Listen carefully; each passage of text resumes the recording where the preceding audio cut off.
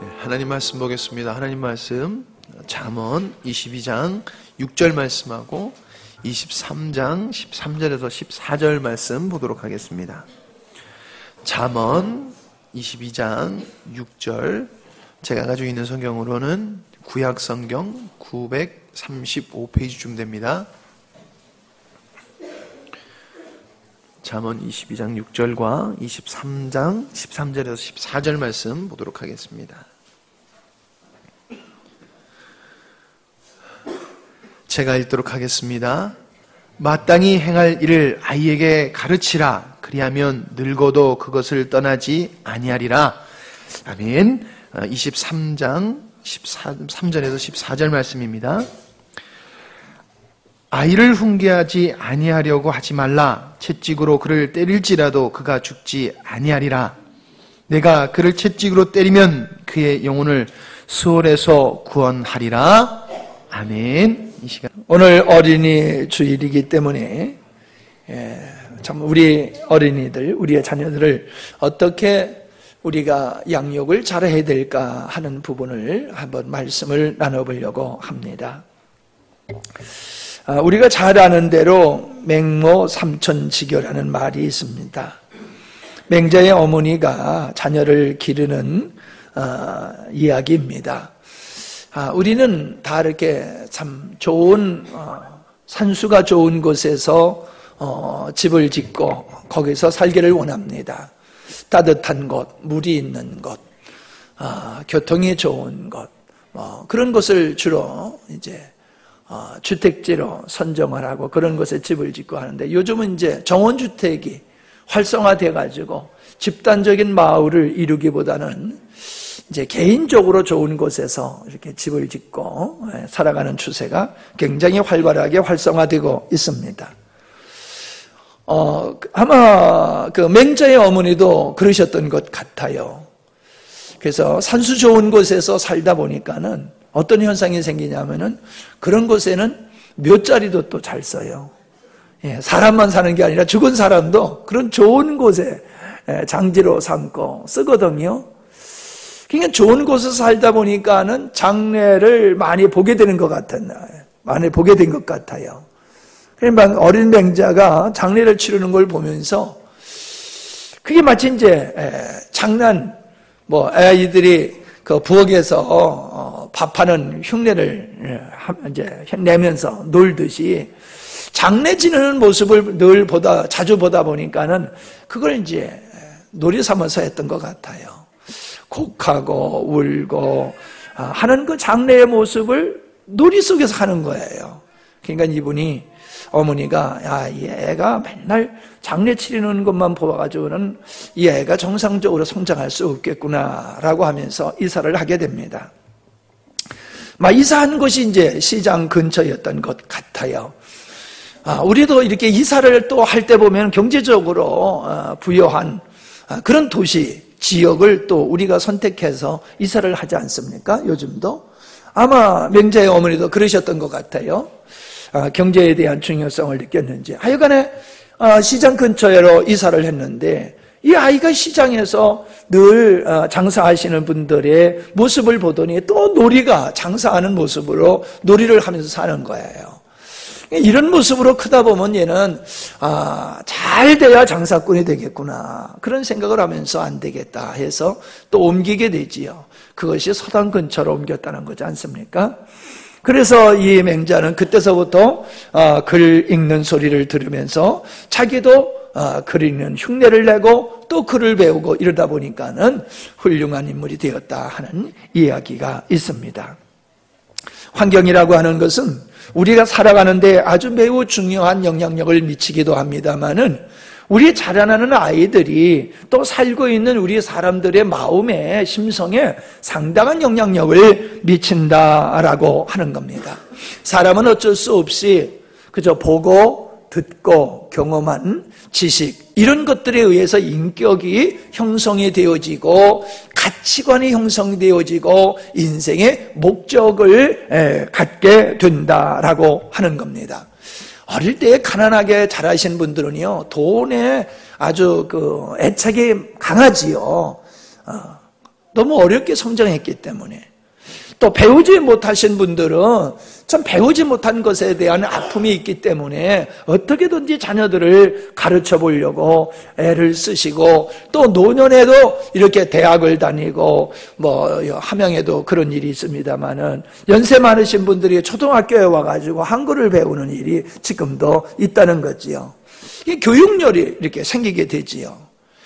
또 가족이 질병으로 아주 심한 고통을 겪는 모습을 봤을 때는 야, 이 땅에 질병을 터치하는 의사가 되어야 되겠다라고 하면서 의사의 꿈을 품고 자라나는 그런 아이들이 있음을 우리가 보게 됩니다. 우리는 이 사회가 정말 그 양육 강생의 그런 구조 속에서 우리가 살다 보니까는 유약한 모습으로 살게 되면 세상을 못 살아갈 것 같아요. 그러니까 항상 자녀들에게 이 세상에서 사람 대접받고 살려고 하면은 당차야지 물러 터져가지고는 제대로 밥도 못 먹고 산다, 이런 이야기들을 우리 어른들이 우리에게 많이 했다는 겁니다.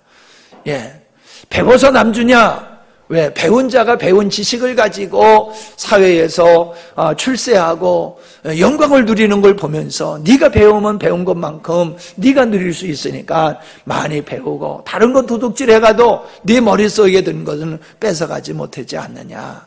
막 그래서 열심히 배우라고, 당차게 자라나라고 어른들이 그렇게 말씀하시는 것은 자기 경험을, 자기가 살아온 경험에 의해서 어떤 가치관이 형성되기 때문에, 목표가 형성되기 때문에 그런 말을 자녀들에게 하게 되는 것이다 라고 하는 겁니다.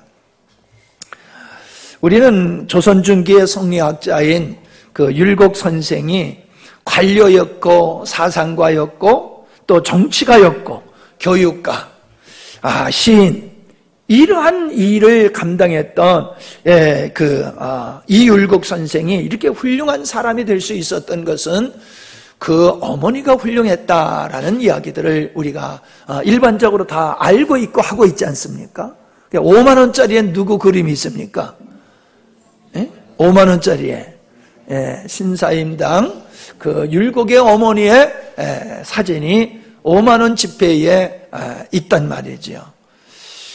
참 우리의 역사상에서 훌륭한 여인들이 왜 없었겠습니까마는 사회적인 구조가 그런 여인들이 이렇게 일반적으로 알려지는 것은 어려웠던 시대였습니다마는, 그러나 이 어머니는 그렇게 아주 훌륭한 아들을 양육했기 때문에 역사적으로 기억하는 인물이 됐던 겁니다.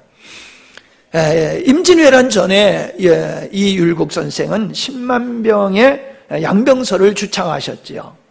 일본이 침략을 할 거다. 그러니까 대비하기 위해서 10만 명의 군사를 우리가 준비해야 된다라고 했습니다. 이 생각을 하니까 요즘에 대선을 두는 앞에서 좀 새롭게 제 마음에 다가옵니다. 시대를 분별할 줄 아는 안목을 가지고 있었던 사람이었다는 겁니다. 지도자는 그게 필요하거든요. 모든 것을 다 할 수 있는 것은 아닙니다. 그러나 시대를 읽을 줄 알고 미래를 예측할 줄 아는, 그리고 강한 리더십을 가진 사람이 지도자가 될 때에 나라는 평안할 수가 있는 것이거든요. 그런데 이분의 말을 듣지 아니하므로 전란을 겪게 되었던 역사를 우리는 알 수가 있습니다. 한석봉이라고 하는 분도 잘 알지요. 그 어머니하고 떡대결 있잖아요. 아들이 이렇게 공부하다 집에 와가지고 있는데, 얼마나 네가 글을 잘 쓰는지 좀 보자. 그러니까 아들이 이제 글을 쓰려고 붓을 준비하고 먹물을 준비하고 종이를 준비하고 쓰려고 그러니까 잠깐 하더니 이제 불을 끄는 거예요. 자, 불을 끄고 네가 글씨를 써라. 나는 불을 끈 상태에서 떡을 쓸겠다 하면서 내기를 했잖아요. 근데 불을 이제 끄고 글씨를 쓰고 떡을 쓴 후에 불을 켜보니까는 어머니의 떡은 불을 켰을 때나 껐을 때나 동일하게 예쁘게 떡을 썰었는데 아들의 글씨는 영 엉망이었다는 얘기지요. 그 우리가 들어서 잘 알고 있는 이야기입니다.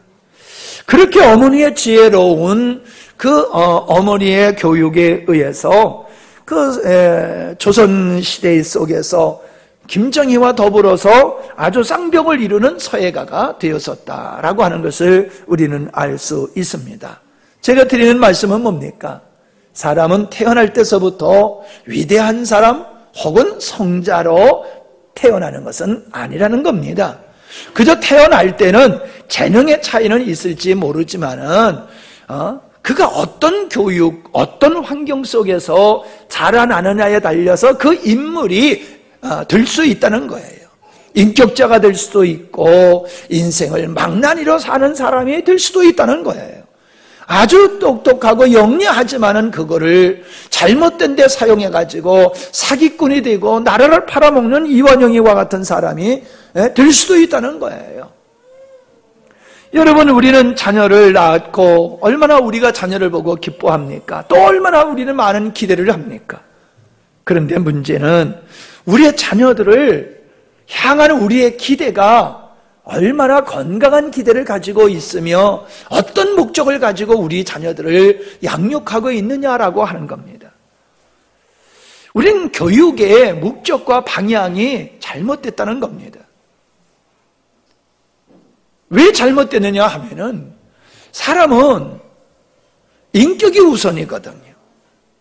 바른 인격을 가져야지 사람이 바르게 살게 될 수 있다는 겁니다. 근데 아무리 유능하고 아무리 재능이 있다 할지라도 그 인격이 잘못되거나 잘못된 세계관, 잘못된 가치관을 갖게 되어지면은 그는 아주 불행한 인생을 살 뿐만 아니라 가족과 사회에 아주 해악을 끼치는 그런 인물이 된다는 겁니다. 훌륭한 사람이 지도자가 되면 나라가 편안하고 부강하게 되지만은 악한 사람이 지도자가 되어지면 나라가 망하는 겁니다. 필리핀이 우리나라보다 훨씬 잘 살았던 나라입니다. 자원이 풍성합니다. 그런데 그 나라가 지금은 아주 어려움을 겪고 있는 아주 빈국이 되어버리고 말았습니다.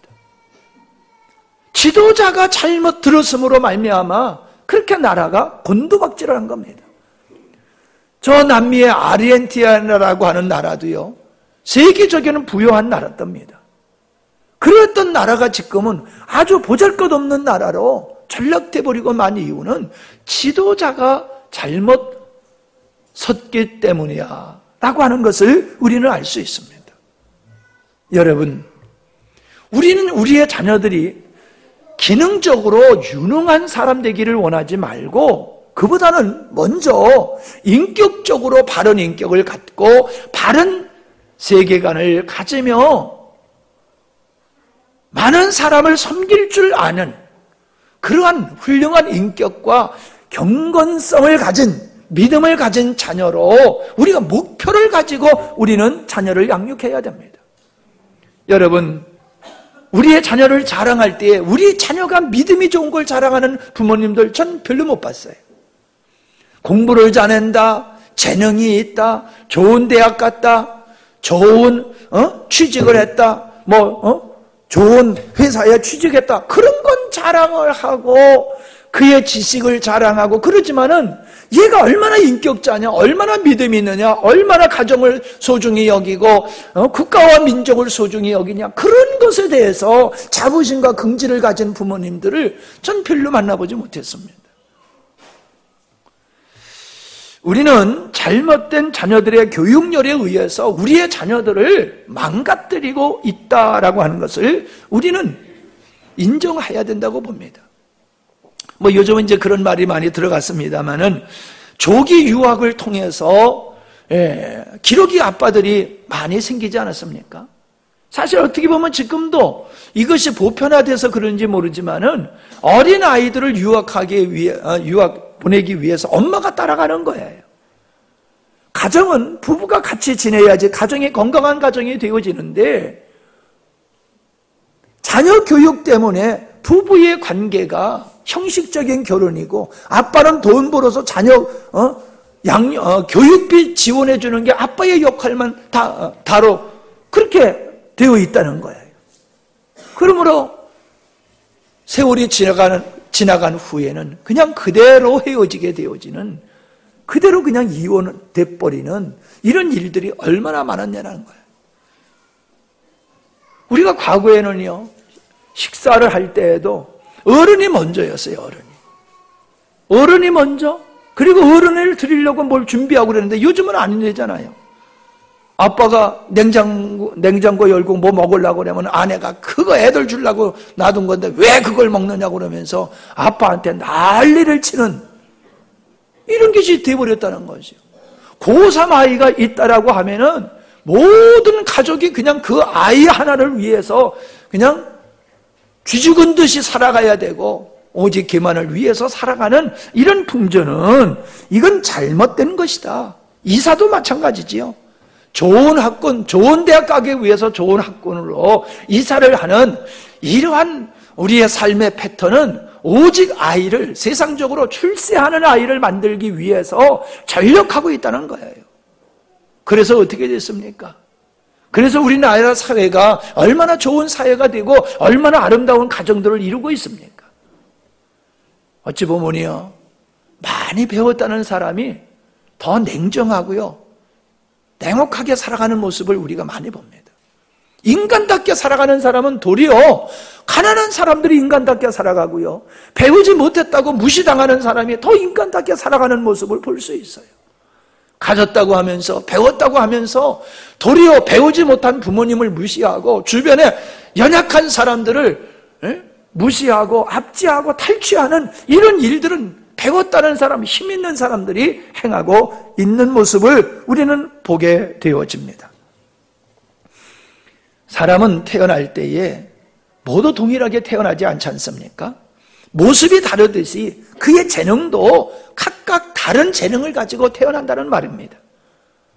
그럼 그 재능을 따라서 살아가야 되는데 전혀 재능과 상관없는 어떤 그런 획일적인, 오직 공부를 잘해가지고 소위 말해서 관료가 되는 일, 그런 쪽으로나 뭐 의사나 변호사나 검사나 힘 있는 쪽으로, 정치인이나 이런 쪽으로 되는 걸 인생의 성공으로 본다는 거예요.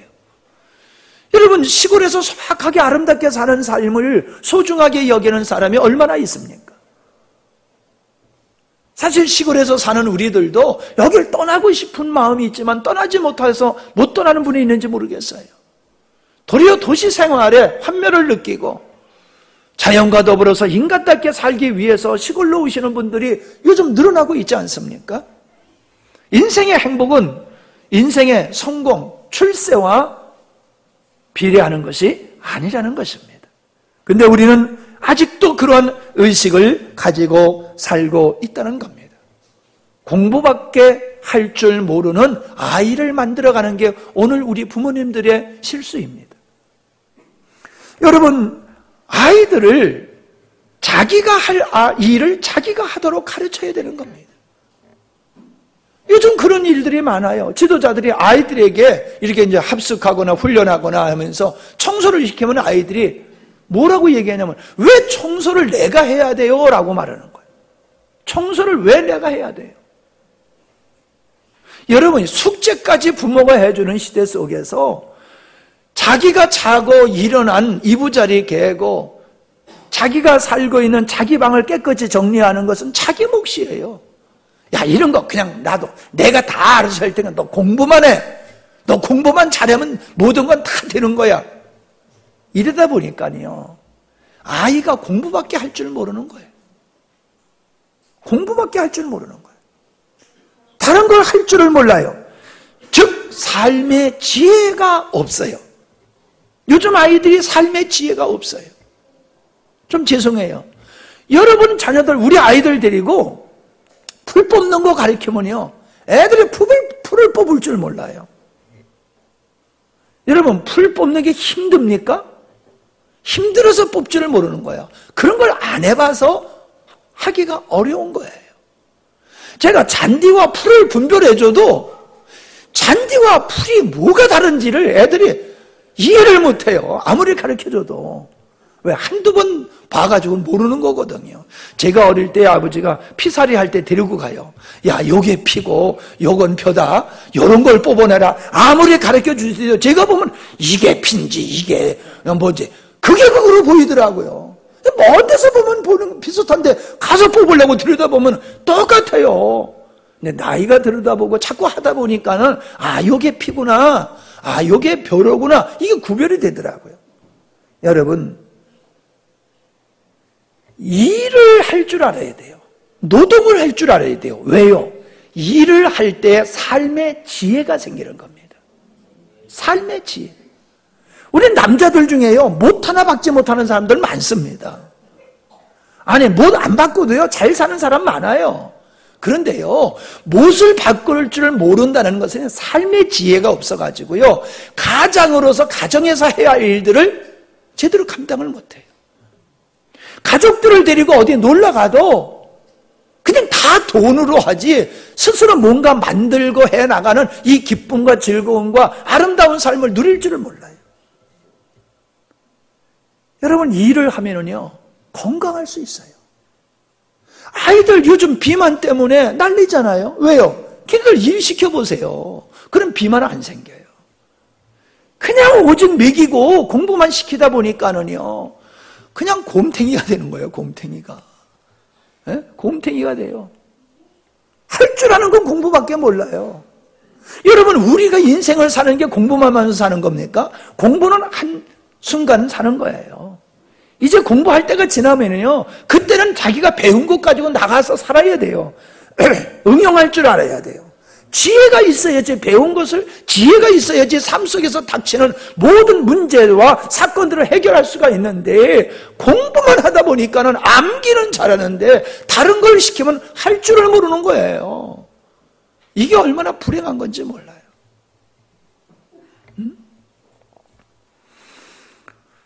저는 우리 자녀들에게 무엇보다도 공동체를 중요하게 여기는 그런 가치관을 심어줘야 된다라고 생각합니다.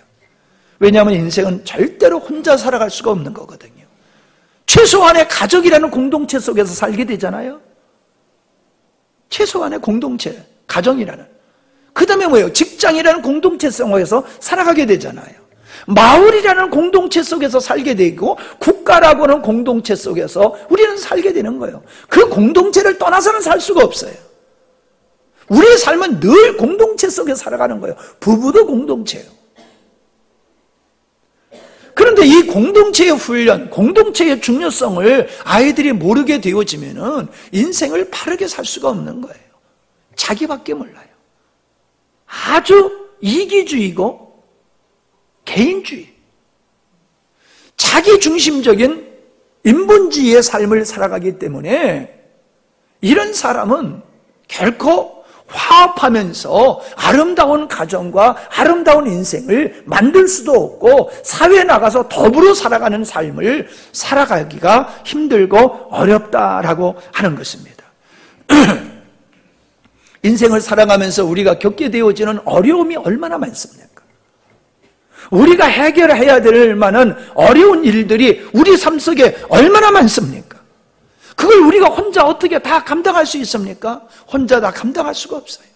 우리는 더불어 그런 일들을 우리는 해결해야 되고, 또 더불어 그런 일들을 만들어 가야 된다라고 하는 것을 우리는 현실 속에서 잘 알고 있지 않습니까? 보이는 것보다는 보이지 않는 것이 더 소중함에도 불구하고 우리는 늘 보이는 것을 목적으로 그리고 중심으로 하면서 살다 보니까는 신뢰라고 하는 것이라든가, 사랑이라고 하는 것이라든가, 믿음이라고 하는 것이라든가, 화평이라고 하는 것이라든가, 용기라고 하는 것, 용서라고 하는 것, 인내라고 하는 것, 꿈과 비전이라고 하는 것, 이런 것이 우리를 우리 되게 만드는 것인데, 그런 것이 없는 그냥 단순한 지식과 기능으로 만들다 보니까 우리의 기본적인 공동체의 단인 가정이 무너지고 사회가 와해되어지는 이런 현상을 우리가 보게 되어지는 것입니다. 부모에게 있어서 가장 소중한 것은 뭐냐 하면은 두 가지가 있습니다. 부모님은 자녀에게 보호자라고 하는 책임이 주어진 겁니다. 보호자. 두 번째는 양육이라는 겁니다. 우리가 아이를 사육하면 안 되지요. 아이를 양육을 해야 되지요. 무엇을 위해서 양육을 해야 됩니까? 영성과 인격자로 우리는 아이를 길러야 되는 이 책임이 부모에게 있다라고 하는 것입니다. 우리가 세상의 모든 지식을 다 우리가 알고 있다 할지라도 하나님을 모르면은 그 사람의 그 지식은 의미가 없는 것이 되어집니다. 하나님을 아는 지식이 세상의 모든 지식보다도 우월하고, 그리고 하나님을 아는 지식이야말로 우리가 가지고 있는 지식을 바르게 사용할 수 있는 지혜자가 될 수 있다라고 하는 겁니다. 그래서 저는 여러분들에게 늘 기회 있을 때마다 말씀을 드리고 있는 것이 뭐냐 하면은 우리 자녀들에게 정체성을 심어줘라 라는 얘기를 하고 있습니다. 세 가지지요. 무엇입니까? 가정이라고 하는 정체성, 국가라고 하는 정체성, 그리고 하나님 앞에서 하나님의 자녀라고 하는 정체성. 가족에서 내가 자녀라고 하는, 형제라고 하는 가정의 일원으로서의 내 정체성을 가질 때 가족을 위해서, 가족을 소중히 여기고 가족을 위해서 살게 되는 거예요. 가정이 있어야 내가 있지, 가정이 없는데 어떻게 내가 존재할 수 있습니까? 국가가 있을 때 내가 있는 거지, 국가가 없는데 어떻게 내가 존재할 수 있습니까? 국민으로서의 정체성. 그래서 국방의 의무를 당연히 여기고 세금을 내는 것을 당연히 여기고 그런 정체성에 의해서 살아가도록 만들어야 되는 거예요. 하나님 앞에서 하나님의 자녀라고 하는 정체성을 심어주게 되어졌을 때에 그는 내가 인생을 어떻게 살아야 되느냐라고 하는 것을 알게 됩니다. 가정을 위해서 어떻게 살고, 국가를 위해서 내가 어떻게 살아야 되며, 하나님 앞에서 내가 어떻게 경건하게 살아야 되느냐, 이건 정체성에 의해서 만들어지는 거예요. 오늘날 가정을 버리는 사람들이 얼마나 많습니까? 국가의 소중함을 모르고 국가에 대해서 부정적인 생각을 가지고 있는 젊은이들이 얼마나 많습니까? 국가에 어떻게 되든지 간에 요즘 우리 국민들 복지에 있어서 뭐 이렇게 준다라고 하면 그냥 좋아하잖아요. 아니 주면은 그냥 흙 파가지고 주는 겁니까? 국민이 받는 거 좋아하면 안 돼요. 젊은이들이 시에서 얼마 준다 그러니까 그거 좋아하면 안 돼요. 우리 연세 많으신 분들도 마찬가지예요. 저도 국민연금 받아보니까 좋긴 좋더라고요. 예? 환경이 확 바뀌어지더라고요. 예. 좋아요, 좋긴. 그러나 공짜로 받으면 안 돼요. 공짜로 받으면 안 돼요. 그건 어디인가 누군가가 지출해야 되는데 우리가 공짜만 좋아하다 보면요 나라 망하고 거덜나게 되는 거예요. 지금 유럽의 경제가 왜 그렇게 힘드냐면 복지 정책을 잘못해서 그런 거예요. 우리나라에서 이 복지로 나가는 돈이 어마어마합니다. 우리가 사실 좀 복지라고 하는 측면에서 조금 더 불편하게 살고 허리띠 졸라매면요 우리의 사회에 이 경제라고 하는 것이라든가 안보라고 하는 문제 금방 해결될 수 있어요. 엄청난 돈이 지금 복지라고 하는 국민 복지를 위해서 쓰여지고 있는데 물론 이게 잘못됐다는 얘기가 아닙니다. 인생의 목적과 가치관은 반드시 정체성에 의해서 세워지는 건데 잘못된 인생의 목적과 잘못된 가치관은 잘못된 정체성에 의해서 이루어진다는 거예요. 바르지 못한 정체성을 갖게 되어지면 잘못된 삶을 살 수밖에 없다. 두 번째, 좋은 환경을 제공하라라고 하는 겁니다. 왜 좋은 환경이 중요하냐라고 하면은 좋은 환경을 통해서 좋은 인격자가 형성되는 거예요. 여러분, 우리는 아이들이 건강한 생각과 건강한 마음을 가질 수 있도록 좋은 환경을 만들어줘야 돼요. 제가 지난번 텔레비를 보는데 지금 얼핏 생각이 나는데요. 진돗개인데 다른 집에서 못 길러서 이제 가져왔어요. 근데 이 개는요, 희한하게 밥만 주면 으르렁대고 달려드는 거예요. 다른 때는 그렇게 순하다가 밥만 주면 그냥 이를 드러내고 그냥 으르렁거리고 달려들어서요, 주인을 물어가지고 아주 상처 투백이더라고요. 아니, 난 그런 개를 왜 기르는지 모르겠어요. 내가 그거 보면서 저런 개를 왜 길러나, 그저 갖다 버리든지 그냥 뭐 처리하든지 하지, 저런 개를 왜 기르나 그러는데요. 전문가를 데리고 왔어요. 전문가를 데려와가지고 이 개가 왜 밥을 줄 때마다 이렇게 개가 아주 과민한 반응을 보이는가 하고 관찰을 하더니요, 밥을 주는 방법을 바꾸는 거예요. 어떻게 시작되는지 모르지만은 이 개가 이제 스트레스를 받다 보니까는 좀 이렇게 좀 난폭했는지 밥을 줄 때요, 이 청소하는 이 마대자루가 있지 않습니까? 그걸로 개를 막 찌르고 때리고 하면서 밥그릇을 끄집어가 와가지고 거기다 주는 거예요. 그러니까 이 개는요, 밥만 먹는 시간이 되면 난 맞는다, 얻어 터진다, 이런 피해의 의식을 가지고 있는 거예요.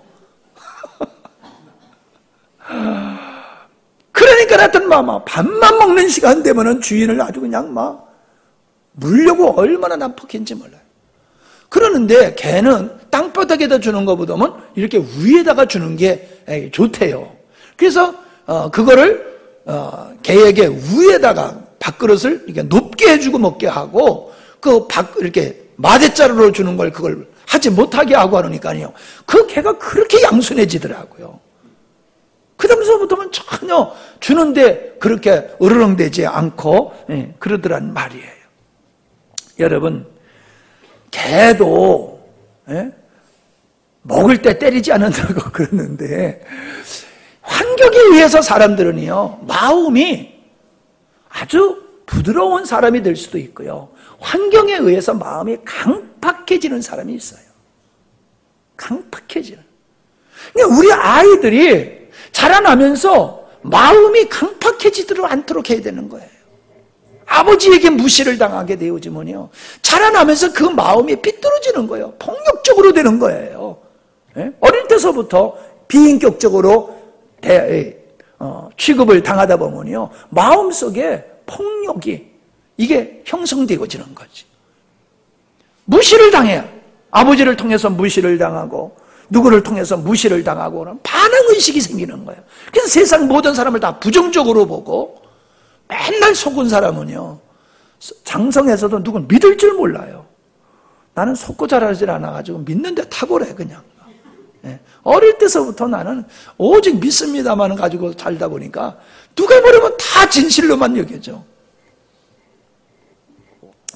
지혜가 자라고 경건에 자랄 수 있도록, 아름다운 마음에 자랄 수 있도록 좋은 환경을 제공해야 된다는 거예요.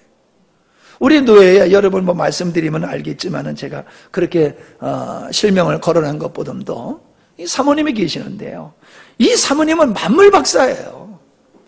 이게 사모님들 목사님들 모시면요, 세상에 모르는 게 없어요. 잠시도 가만히 안 계시고 뭐가 뭐고 이건 어떻고 저건 어떻고 하면서 계속 얘기를 해요. 아주 귀가 따갑더라고요. 그런데요, 신경질은 안 나요. 왜냐하면 다 맞는 얘기예요. 다 유익한 정보를 그분이 얘기하고 있는 거예요. 근데요, 잘 들어보세요. 이분이 영특한 건 사실이에요. 근데 그 아버지가 어떤 분이냐면 초등학교 선생님이었어요. 최연소로 초등학교 선생님이 됐다고 그래요. 그 최연소로 장로님이 되셨고. 근데 이분은 아이들을 기를 때에 옛날에는 장학 퀴즈를 많이 했어요. 장학 퀴즈를 텔레비에서 하면요, 아이들을 데려다 놓고 그 장학 퀴즈를 같이 하는 거예요. 장학 퀴즈를. 늘 그 장학 퀴즈를 같이 하셨다요. 그리고 신문을 같이 읽는 거예요. 신문을 같이 읽고 신문의 내용을 가지고 아이들과 토론을 하고 그랬대요. 그러니까 어떻게 됩니까? 상식이 풍성하게 되는 거예요. 상식이. 그리고 토론을 늘 하다 보니까는, 신문을 보고 토론을 하다 보니까는 시세를 볼 줄 아는 눈과 지혜가 생긴 거예요. 어릴 적에 그냥 문화 속에서 그냥 놀이를 장학 퀴즈하고 놀이를 신문을 읽고 토론하고 이러다 보니까는 아주 훌륭한 그러한 인격자와 상식이 풍성한 그러한 인물로 성장하게 된 것을 보게 되어집니다. 여러분 좀 도전이 안 되십니까? 여러분은 여러분의 자녀가 되려고 뭘 주제로 대화를 하십니까? 어떤 주제로 아이들과 여러분 대화를 하십니까? 아이들이 그냥 인격자가 되는 게 아니에요. 우리가 그 아이들에게 어떤 환경을 제공해 주느냐에 달려 있습니다. 우리 주희가 이혜진 사모 큰딸 주희 있잖아요. 아버지는 설교 준비하고 엄마는 학교 숙제하느라고 앉기만 하면은 책을 보고 그러니까요. 얘가 하루는 그러더래요. 우리 엄마 우리 아빠 너무 부럽다고. 뭐가 부러우냐 그러니까 아빠도 공부하고 엄마도 공부하는데 나도 이 다음에 결혼해가지고 엄마 아빠 같이 그렇게 공부하는 가정을 이뤘으면 좋겠다고 그러더래요. 여러분 걔는요 아버지 엄마가 너무 걔는 공부만 해가지고 아주 그냥 걱정을 해요. 몸으로 할 줄 아는 건 별로 없대요. 운동회가 됐는데 얘 걱정이 뭐냐? 덩치는 제일 큰데 달리기에서 꼴찌 할까봐 제일 걱정하는 거예요. 덩치가 제일 큰데 뛰는 게 얼마나 둔한지 그 덩치를 가지고 꼴찌를 하면 창피하잖아요. 그걸 걱정한다고 그러면서 또 아들은 또 아주 날쌘 제비예요. 또 그냥 완전히 극과 극이에요. 걔는 공부하라면 싫다고 그러고 완전히 뛰는 것만. 자, 뭔 얘기입니까? 뭔 얘기입니까? 좋은 환경을 아이들에게 보여줘야 된다는 거예요. 공부할 수 있는 환경, 경건하게 아이들이 묵상할 수 있고 생각할 수 있는 환경, 바른 가치관을 가질 수 있는, 바른 가치관이 형성될 수 있도록 하는 환경, 그거를 부모님들이 해야 돼요. 부모님들. 격려와 지원을 아끼지 말라라고 하는 겁니다. 여러분, 최고가 중요한 게 아니라 최선이 중요한 겁니다. 근데 우리는 최선을 요구하지 아니하고 우리는 최고를 요구합니다. 여러분, 아무리 노력을 해도 최고가 될 수는 없어요. 최고는 한 사람밖에 안 됩니다. 최고가 될 수밖에 없는 한 사람만 최고가 되는 거지 노력한다고 해서 최고가 되는 거 아니에요. 근데 인생의 성공은 최고자가 돼서 성공하는 게 아니에요. 행복한 사람이 되는 게 아니지요. 최선을 다하는 사람이 행복한 사람이 되고 최선을 다하는 사람이 훌륭한 사람, 아름다운 삶을 살아갈 수 있는 거예요. 우리는 우리의 자녀들에게 최고를 요구하지 말라는 거예요. 최선을 다했을 때에 우리는 격려하고 칭찬하고 우리는 그를 도와줘야 된다라고 하는 것입니다. 그 다음에 믿음을 심어주라라고 하는 겁니다.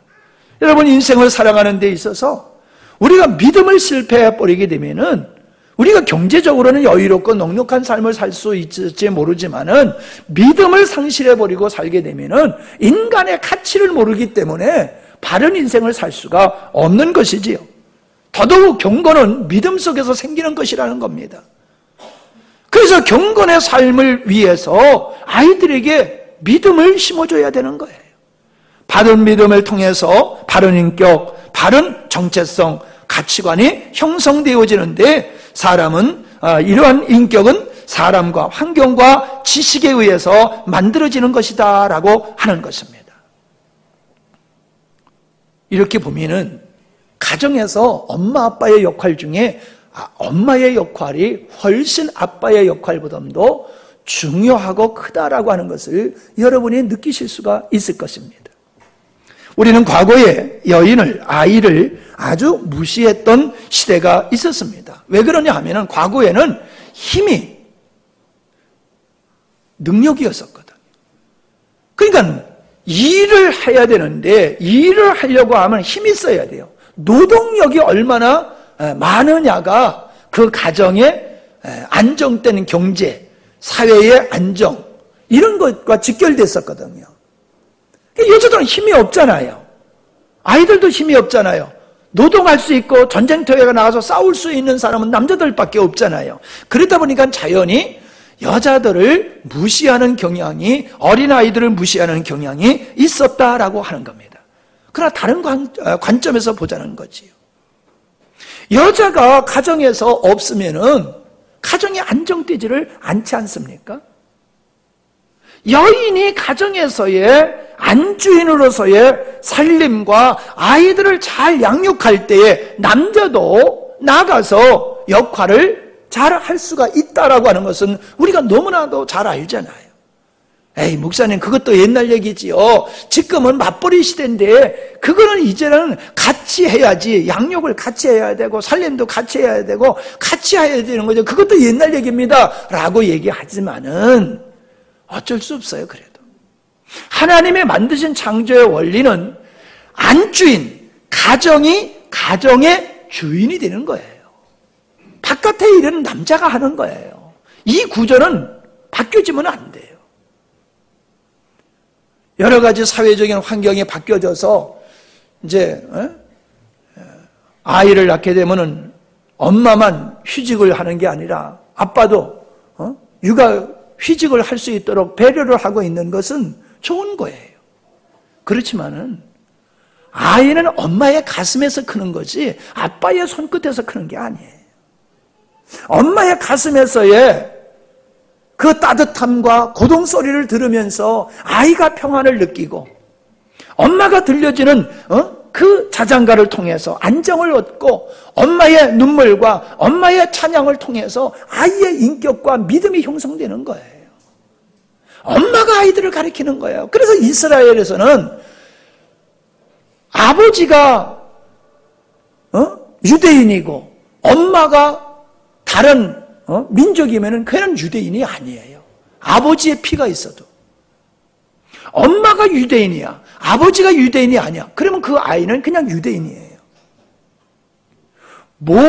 비록 몸은 유대인이 아니라 할지라도 어머니를 통해서 그가 유대인의 사고방식과 의식과 가치관을 갖게 되어지면은 그를 유대인으로 보는 것은 엄마의 영향에 의해서 아이들이 인격과 정체성이 생긴다는 것을 알기 때문에 그렇게 하는 거예요. 그게 우습게 보입니까? 그것 때문에 2000년 동안 나라 없이 이 나라가, 이스라엘이라는 나라가 그렇게 유랑 생활을 했어도 그 민족이 와해되지 아니하고 있다가 독립을 할 수 있었던 것은 어머니의 중요성, 어머니의 교육의 바른 그 교육 제도가 있었기 때문이라고 하는 걸 우리는 우습게 보면 안 됩니다. 여러분, 엊그저께 목사님 두 가정이 다녀가셨는데 아주 재밌게 농담을 하세요. 아들이 조금 삐딱하게 하면은 쟤는 엄마 아들이야 그래요. 그래서 조금 있다가 잘하면은 쟤는 아빠 아들이야 그래요. 여러분 이해가 됩니까? 엄마 아들도 맞지요? 아빠 아들도 맞지요? 근데 조금 삐딱하면 엄마 아들이래. 아빠 아들이 아니고. 잘하면 엄마 아들이 아니고 아빠 아들이래. 아주 재미있는 농담을 하면서 지내는 모습을 제가 보았습니다. 여러분 다 엄마 아빠 아들 딸이 될 수 있기를 바랍니다. 아내가 굳게 서면 가정은 절대로 무너지지 않습니다. 아무리 남자가 잘못해도 아내가 흔들리지 아니하고 아내가 굳게 서 있으면 가정은 무너지지 않습니다. 그러나 아무리 아빠가 잘해도 엄마가 흔들리게 되어지면은 그 가정은 무너지게 되어 있습니다. 아이들은 비행 청소년이 될 수밖에 없다라고 하는 것입니다. 여러분 가만히 생각해 보십시오. 마귀는 남자를 공격하지 않았습니다. 엄마를 공격했습니다. 여자를 공격했습니다. 왜 그럴까요? 여자가 무너지면 가정이 무너지는 겁니다. 가정이 무너지면은 머지않아서 그 사회는 다 무너질 수밖에 없다라고 하는 겁니다. 엄마가 무너지면 아이들도 자연스럽게 무너지게 되어 있습니다. 여러분, 오늘 이 시대를 살고 있는 우리 아이들의 살고 있는 환경이 어떤 환경입니까? 요즘 아이들은 포스트 모더니즘, 즉 절대적인 진리를 인정하지 않는 사회 속에서 거기에 물들어 살아가고 있습니다.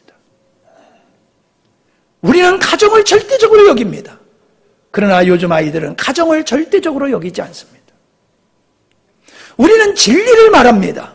그러나 요즘 아이들은 이 땅에 진리는 없다고 말합니다. 오직 자기가 옳다고 생각하는 것이 진리라고 여깁니다. 그래서 동성애 결혼을 그들은 아무렇지도 않게 여기고 인정하고 합법화하려고 하는 것입니다. 요즘 아이들은 극단적인 개인주의의 삶을 살아가고 있습니다. 가족들 관계 속에서도 지켜야 할 선은 있을지 모르지만은 요즘은 그게 지나칩니다. 자기가 성장하는 데는 부모님의 돌보심을 통해서 성장했는데도 불구하고 성장해서는 자기 개인주의의 프라이버시를 주장하면서 부모님이 더 이상 자기의 삶에 개입을 용납하지 않는 것이 오늘 아이들의 모습입니다. 요즘 아이들은 국가 간이 투철하지 않습니다. 국가 간이. 그래서 나라를 목숨을 바쳐서 이 자유 대한민국을 지켰고 세웠는데 이런 자유 대한민국을 소중히 여기지 않는 이 땅의 젊은이들. 그래서 친북 성향자들의 이야기를 가슴 아프게 무서운 마음으로 들어야 되는데 그들은 그렇게 생각하지 않습니다. 생각이 왜 그렇게 잘못됐습니까? 왜 국가관이 그렇게 잘못됐습니까? 왜 그렇게 세계관 가치관이 잘못됐습니까? 잘못된 걸 보고 잘못된 교육을 받았기 때문에 그렇습니다. 여러분들이 믿고 우리의 자녀들을 학교에다 맡겨놨더니 학교에서 삐딱한 선생들이 아이들에게 김일성의 주체사상을 옹호하고 칭찬하고 있습니다.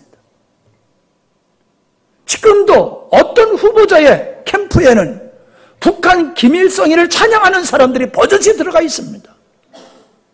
그걸 보고도 젊은이들은 아무렇지도 않게 여기고 있습니다. 그들은 말하기를 북한과 우리는 한민족이라고 합니다. 그런데 한민족을 불바다로 만들겠다고 하고 실질적으로 천안함 폭침을 하고 우리의 젊은이들을 죽였지 않습니까? 대한민국 대통령을 죽이려고 헬기를 아웅산 테러를 일으키고 칼기를 폭파시키고 무장공비를 난파시키고 그러면서 우리는 한민족이라고 말합니다. 한민족이라고 하면 그렇게 할 수는 없는 거잖아요. 근데 한민족이라고 하면서 겁박하고 테러를 강하고 별짓을 다 하잖아요. 그러면 어떤 말이 옳은 건지를 우리는 알아야 되잖아요. 근데 그들이 한민족이라는 말만 그걸 그냥 좋게 생각을 하는 거예요. 외세에 간섭을 받으면 안 된다. 그러니까 미군은 철군해야 된다. 예, 그 말은 맞아요. 그러나 미군이 있음으로 이 나라가 안보가 지켜지는 건 왜 모르냐 말이에요. 미군이 빠져나가면은 지렛대가 치워지는 거와 똑같다는 거예요. 근데 그걸 몰라요. 미군이 주둔하지 않아도 될 만한 나라를 만들어가는 데는 노력을 하지 아니하고 그걸 외세의 개입이다. 지금도 우리는 미국의 소나기에서 놀아나고 있다라고 하면서 미국을 배척하는 이런 정신, 그리고 호시탐탐 적과 통일을 하려고 하는 이러한 사람들을 한민족이라고 한편이라고 하는 이런 것이 정상적인지를 우리가 생각해 보면 아는데 요즘 많은 젊은이들은 그렇게 생각하지 않습니다. 우리가 생각하는 것과 달리 생각합니다. 이단에 우리 자녀들이 빼앗기게 되어지면은 우리 자녀를 그냥 빼앗겨 버리는 겁니다. 이단에 빠져버리면 그냥 자녀를 잃어버리는 거예요. 그건 무서워할 줄 알면서 우리의 자녀들의 잘못된 가치관과 잘못된 국가관, 잘못된 세계관을 가지고 몸은 우리와 함께 한 가정에서 한솥밥을 먹고 한 이불 에서 자지만은 그들은 딴 세상을 살고 있어요. 딴 세상을, 우리 자녀들이.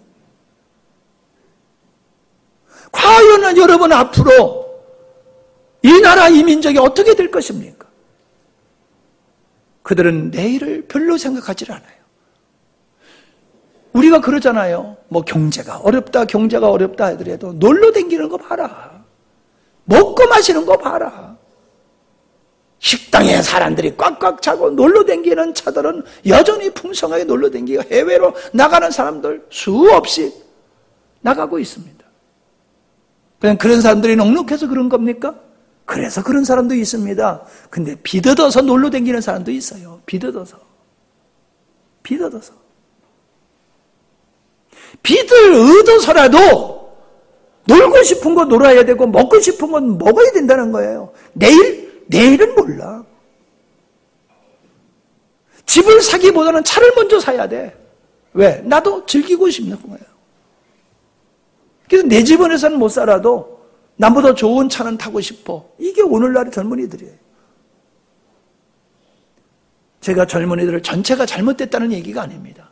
그러나 분명히 이 사회가 지금 잘못된 쪽으로 가고 있다는 겁니다.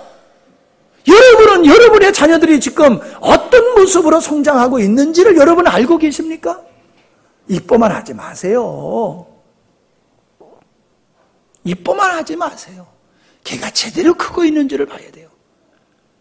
몸만 제대로 크면은 건강하기만 하면 제대로 크는 줄 압니까? 생각이 병들면은 무서운 거예요. 생각이 병들면은 유산 빨리 안 준다고 죽이잖아요. 왕권 빨리 물려주지 않는다고 아버지 왕을 죽이고 자기가 왕이 되듯이 요즘도 그러잖아요. 아버지 빨리 죽어야지 저 재산 내가 마음대로 쓸 수 있는데 안 죽으니까 아버지 죽이잖아요. 사고를 가장하고 다른 사람을 이용해가지고 죽이잖아요. 여러분, 정말로 우리 가정의 달 어린이 주일을 맞이해서 우리 부모님들 새 마음을 가져야 될 줄 믿습니다. 자녀들이 말을 안 들을 때 여러분 어떠십니까?